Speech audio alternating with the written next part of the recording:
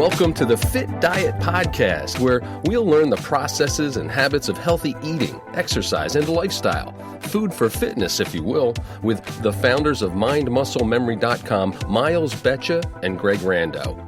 Miles' expertise with programs and coaching have led him to training thousands of clients all over for the past 2 decades with enormous success, and he's dedicated himself to transforming the course of fitness and health for many. And his partner, Greg Rando, has his own unique skill set as a professional in the world of bodybuilding, with the ability to teach and inspire all he comes in contact with. Join me now as we discover the secrets of sticky fiber and proper habits and how to implement the MindMuscleMemory.com lifestyle. Welcome in and thanks for listening. And welcome to another episode of the Fit Diet Podcast, everybody, with co-founders Miles Betcha and Greg Rando from Mind Muscle Memory, the M3 fellas. And today, hey, well, first of all, guys, are you on the line? Let's make sure that you're there. Greg, are you there? I'm here, yes, sir. Thanks for having me, Bobby. Anytime, all the time, and anytime in between. Miles, how about yourself?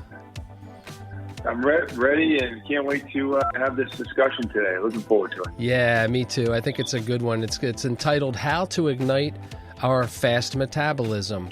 And it's time to ignite our metabolism and take control of our bodies and get the good results. So lot's been said, a lot's been spoken, Miles, about metabolic rate, metabolism. You know, as we age, you know, does it slow down, and how can we, you know, speed it up?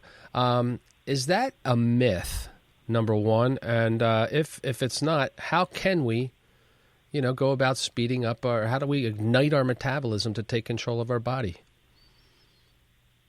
Yeah, it's an interesting question, and I'll kick it off really quick with a story too. But at any age, our metabolism can slow down. So it doesn't just slow down with age. Any age we're at, if we lose muscle mass and muscle capacity and tone and become less active, our metabolism gets lower on a regular daily basis. Lower metabolism. So it's not, but mostly we think about it when people get older and that inactivity builds up over those years, right? It builds up over those years. And so you see that the metabolism is slower. But the quick story was in developing work with the team to develop the sticky fiber diet and that protocol. We really looked at the science of where is the metabolism from ages, 20 years old all the way up to 80 years old. And it wasn't until the last few years, after the mid to late 70s, that you actually saw it trickle off for an active person. So we looked at active metabolism, not just inactive metabolism, because anybody can get their metabolism to slow down. But if you stay active throughout your years, you really don't see any decline at all the way into your late 70s. Now that is intriguing. So if I'm a 24-year-old female, and I am essentially physically inactive, that metabolic rate will have a cumulative effect in terms of slowing down. Regardless, that is intriguing. I did not know that. True. I did not know that. So how do I tell? Yeah. How do I tell? Or how does anybody tell, for that matter, if they have a fast or slow metabolism? What's the telltale signs, if there are any? It's going to be kind of right on even a visual cue, but mostly we would like to see, testing and get some numbers. And with testing your output on, say, like a 30-minute bike ride, or doing a step test, a 3-minute step test, and seeing how many calories you can burn in that 30 minutes, or seeing how good your heart rate recovers, you can tell if somebody has a metabolism which they can actually use calories, be strong enough to use the calories they should, or are they fading out and not able to keep a calorie burn sustained for a long time. So what do you think, Greg? Can you see metabolism change in people, and what are the signs you would say? Yeah, I think you're right in saying that, a lot of the cues are visual, but I think that we can all identify with our ability to take in and assimilate our food and convert it to energy efficiently. There are ways of eating and ways of not eating to aid your metabolism, or there are dietary habits that will hamper your metabolism, and these effects are just as noticeable as your ability to identify with the increased metabolism. But yeah, usually body composition, energy, and ability to utilize absorb and utilize your food for output, right? Oh yeah. I really think that you're right on with that. It's that you haven't, your metabolism is going to be very much determined upon how your eating habits are as well. For sure. And of course, like you said, your eating habits. But then, of course, what then are you doing with the foods that you bring in, with the stored energy in your body? How well can you actually then take it and utilize it for your physical energy, for your mental energy, and then make that whole cycle of what you're eating to what you're outputting. Right.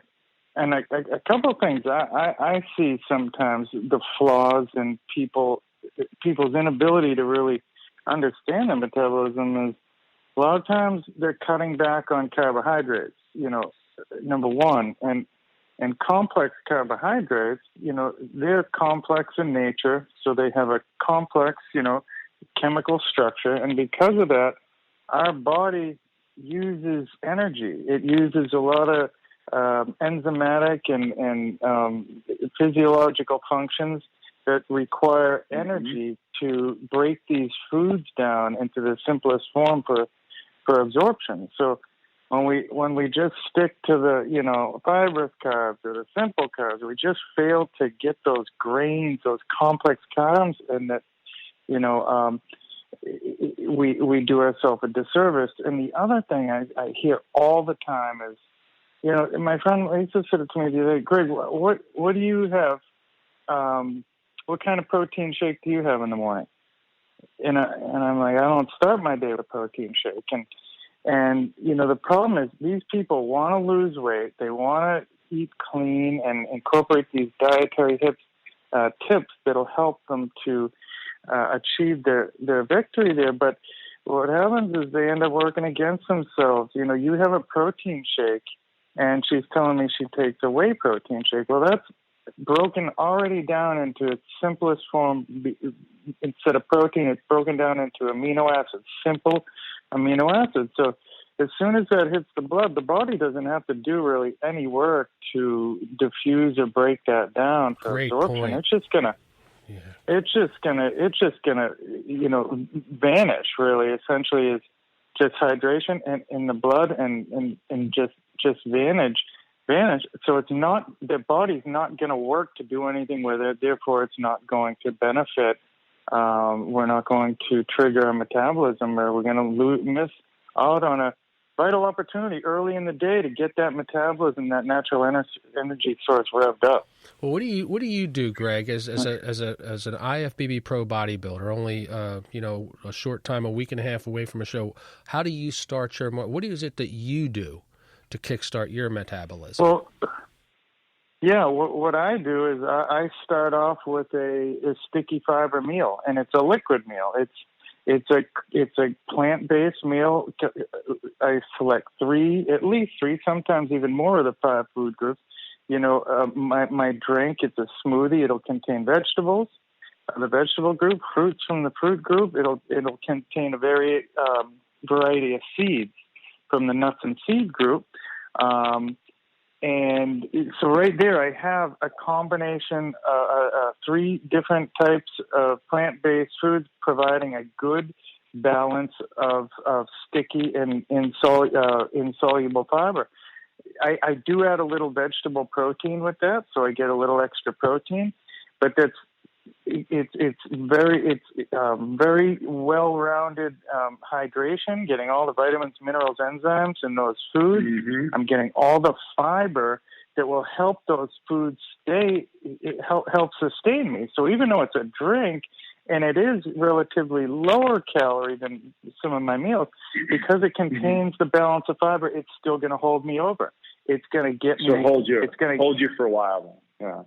It holds me. It holds you for a while. Yeah. Absolutely holds me for a while, and it gets the metabolism going easily in the right direction. Yeah. In the right direction. Yeah. Yeah. So with it, with that being said, Bobby, is that like we start our metabolism just by the activity of our digestive muscle function, peristalsis, and the way we digest the food, just the way our digestive organs have to work, and our digestive small intestine and large intestine, all those take energy, and just by eating certain foods, you are actually getting your metabolism to elevate, just because those have to work at your digestion. So contrary to, like you say, Greg, a popular belief or whatever, a question that you get a lot is, what kind of protein are you taking, and what are you doing it in the morning? Or are you doing it in the morning first thing or whatever? That's really that's incorrect. I mean, what the normal, because I would think, and I've been, around the clubs, the gyms, and training, for the better part of my life. That's so intriguing to get it started properly, and that kick starts the day and it holds you over. Now, Miles, you had mentioned earlier as well about the mental aspect or the energy, because I would assume, forgive me when I ask these, sophomore questions, but your brain runs on fuel like that, energy too. So it really, by enhancing the physical portion of the muscles, it also helps the mindset, the brain activity and the energy in that regard, correct? Tremendous amount. Yeah.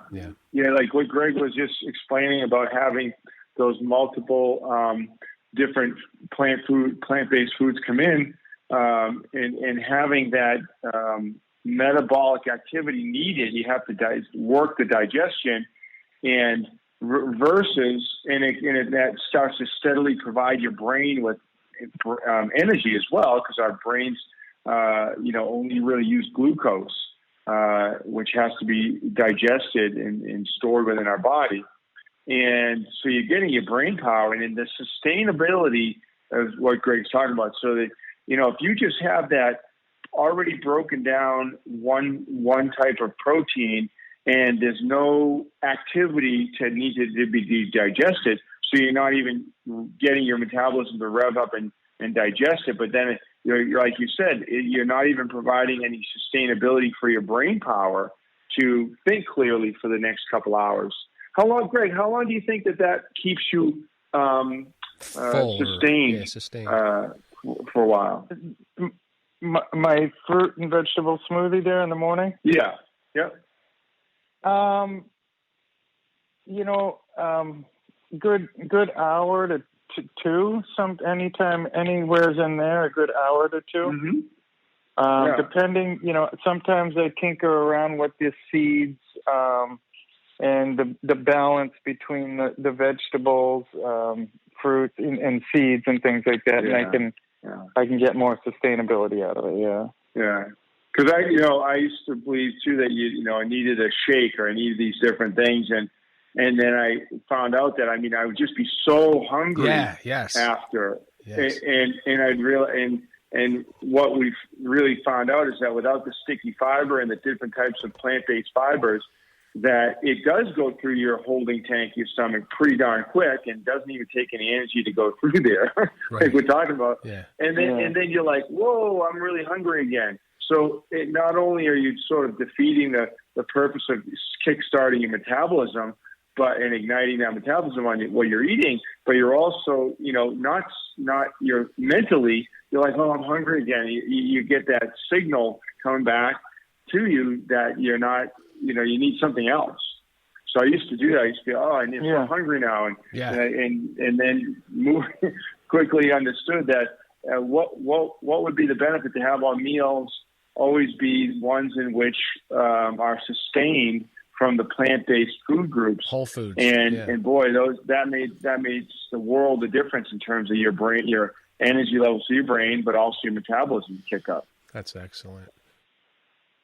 Yeah, and it's important. No, go ahead. I'm sorry, but I just wanted go ahead. to clarify too, because a juicer is different than a blender. I use the blender for my kale and carrots and celery and fruit and whatnot, and in the blender, you're retaining the fiber. When you juice, you lose the fiber. So I did notice when I did the juicer, it was juice, it was hydration. Suck it down, I'm ready to eat. But no, this meal, it's more food-like. Of course, there is a little slight bit of chewing to go along to completely break all those food cells up too, if you want. But you have the fiber along with all the other nutrients in there to help slow it down and make it sustainable.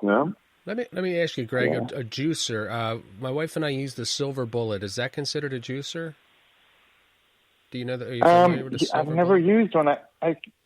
I've never used them, Bobby. I don't know. When you put an apple in there or something, does it just grind the whole thing up? Well, that's just it. Yeah, I guess what you're suggesting then is it's got to be pulp-like.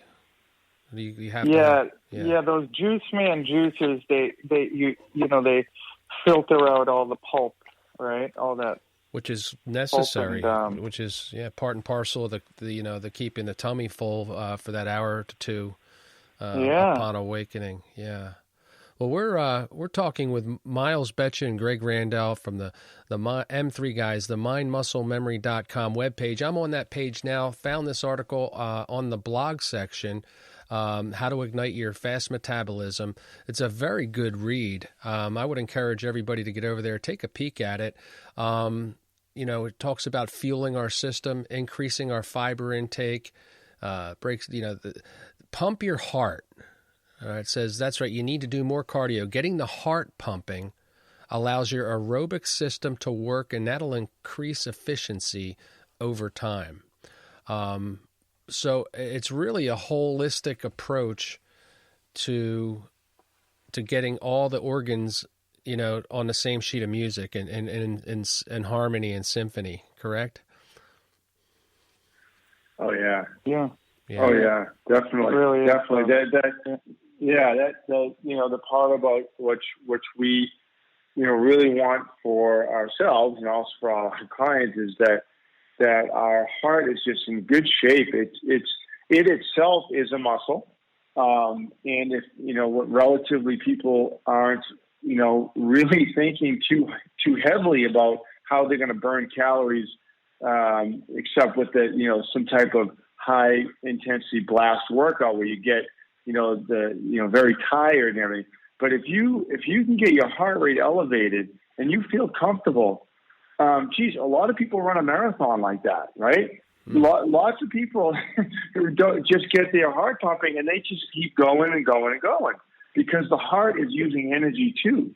And that muscle is so important. So whenever you're doing things, you want to consider, like, I sometimes bring to people too, like, I want to be able to last for a full court basketball game. I want to be able to I want to be able to get on a treadmill, and maybe if I want to walk a half or jog a half marathon, I can do it on that treadmill.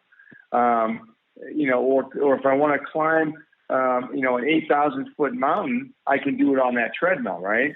So it's just because you've got to be able to get on there and just keep going. Yeah. Your heart's using some good energy, and it's going to deliver to those muscles all your nutrients, your oxygen. Even if we look back at the delivery of the digestive, it all comes from the heart and from the bloodstream. So the blood. Got to use that. That ignites that metabolism because you just keep going. Greg will tell you, it is like we talked about last time. Was loves his morning bike, right, Greg? Mm-hmm. The morning bike and the endorphins and the neurotransmitters and your heart just gets moving, and boy, that kicks off your metabolism for the day. Mm. It does, and you said it, Miles. Your body wakes up. We wake up from our digestive system and our organs outwards. So we want to try to work with that, try to aid that when we get up. Continue the cleansing process with if we have the lemon water for cleansing, and the plant-based smoothie to keep the flushing and the digestion going, beginning and moving along efficiently, and then the kidneys, the liver, the heart, everything starts to wake up, and you get on the bike, and you just get that morning cardio going. You're just soon invigorated and working to capacity relatively quickly, because you're not just relying on stimulants to get your mind pushing your legs. You're really you're waking up from with all good intentions. And beginning. So off topic a little bit, what are your feelings then waking up, jumping out of the sack and doing fasted cardio? Is that are we doing our bodies a disservice? There's a lot to be, there's a lot of, conjecture and speak about, fasted cardio will burn, the fat will burn, will act as the fuel for the workout. You seem to be talking contrary to that, Greg. No. I do fasting cardio often. I don't usually have my fruit drink, my vegetable drink before my cardio, but I do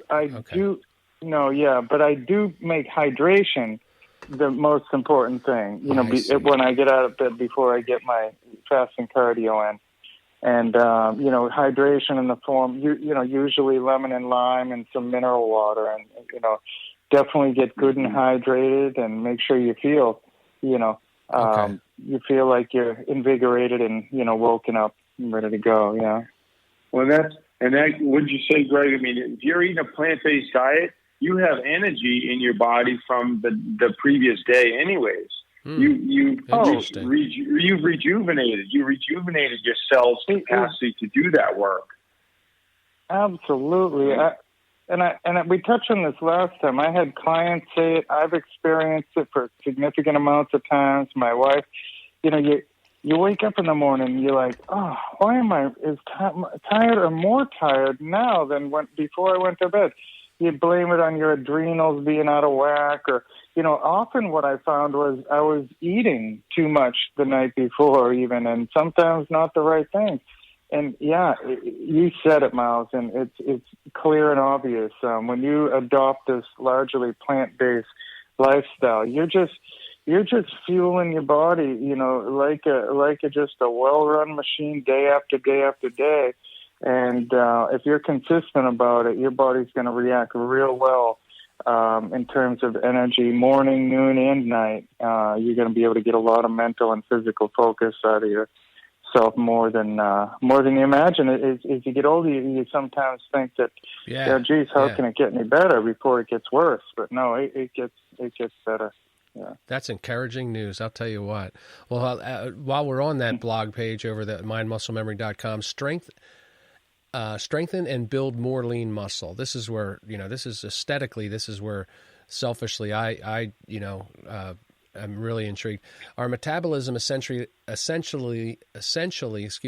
lives in our lean muscle mass. And the more energy that can be stored and burned that will ignite our metabolism for lasting results. So, I'm on board. I think it's, it's so encouraging, like you just said, Greg, regarding, as we get older, you're waiting for the other shoe to drop, right? You want to see it's going to get worse before it gets better. And your body, I mean, that well-oiled machine, if you continue to fuel it properly, it takes care of you as you take care of it. That's right. As we said before, it's all an investment, right? An amazing piece of machinery. No kidding. What a fascinating piece of, and we all own it. We all have our own, and we can all maximize it or, do with it what we want. But this is encouraging, I tell you. Now, Miles, the importance, explain please, the importance of rest and proper recovery. And why is that essential? Sure. Well, in one last part to the building a lean muscle. Yes. Is, because we really, want to look at, there's a chart there on that page. It talks about the slow metabolism. The top ones is, muscular imbalances. Yes. And we really want to constantly be checking on our muscle imbalances in our flexibility and our body control, because we're not talking about just taking and maybe so one person may be aesthetically like, I want the shoulders to look a certain way, the front of the shoulder, back of the shoulder, or the back of the leg look good, or front of the leg. But really, just if you have that imbalance of muscle, then you don't have as much active metabolic processes taking place in that weakened muscle. Interesting.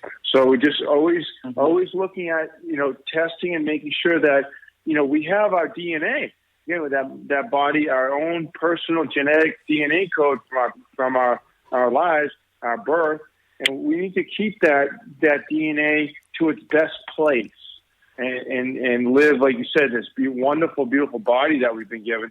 We should be making sure all of the muscles can move and be, working properly and functioning well. So that has a metabolic output, not a weak on one side or weak on the other. Right. And strong on the other. So that comes to the next thing. So rest and recovery, yes. And if we have to do something every day that stimulates our body to maintain. So I like to say maintain, because we can get to a place where we have excellent genetic position and our muscles are all toned. We don't have to maybe push for growth of, I want to run longer now, or I want to lift heavier now. But if we don't do something to maintain, right, our good strength and our good cardiovascular, and then if we don't rest properly, we're not going to be continuously staying in our best place.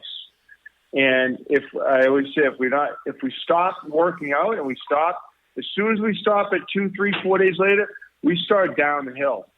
That fast. We start deconditioning. Yeah. If we don't eat right 3-4 days, if we don't work out good 3-4 days, and then we start down the hill, and we got to start eating better right away and start making sure our body is stimulated for that growth and rest. Grow and rest, and you stay to what you should be, which is your best self. Yeah, I love that. Physically and metabolism-wise. Well, you can start taking the necessary steps to igniting your metabolism today. Join the M3 movement and learn how you can take control and ignite your metabolism for better, longer lasting results. Go ahead and check out mindmusclememory.com and seek out the advice from these two gentlemen. One of their staffs or themselves, they can get you dialed in and ignite your metabolism for excellent control and body results that you may previously thought unimaginable. And I would encourage everybody to do that. I certainly pay close attention, and we like to share these episodes each week. And I think this was an excellent topic, to be sure. So just to recap, we can ignite our metabolism with M3. We can fuel our systems by ensuring that we're fueling it with enough calories that are vital to igniting our metabolism. We can increase our fiber intake and get power from protein, get that heart pumping, and my favorite, strengthen and build more lean muscle. And, of course, rest and recovery. Hey, I'm no stranger to a nap. I'm all about the rest and recovery. Naps and I go way back. You know what I'm saying? Way back. Good. I love it. Bobby, you can nap with the best of them, baby. There you go. Well, you folks have been listening to the Fit Diet Podcast with co-founders Miles Betcha and Greg Randall from the mindmusclememory.com team, M3. Pay a visit over to the website, and until the next episode, be sure to take good care, and thanks for listening.